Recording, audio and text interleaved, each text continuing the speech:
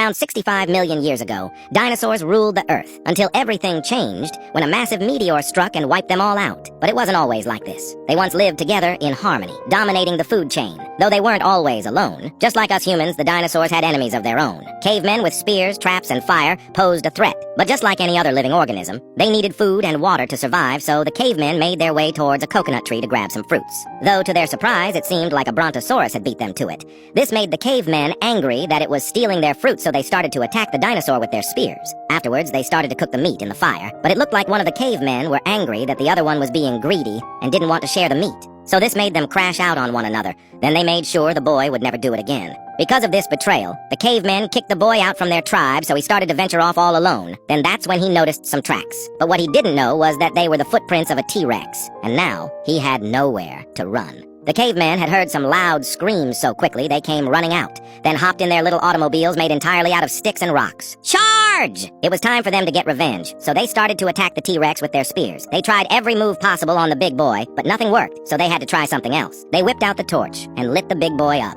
How does some hot lava taste T-Rex? You think you're the king! No, I'm the king! The caveman shouted as they took down the T-Rex once and for all.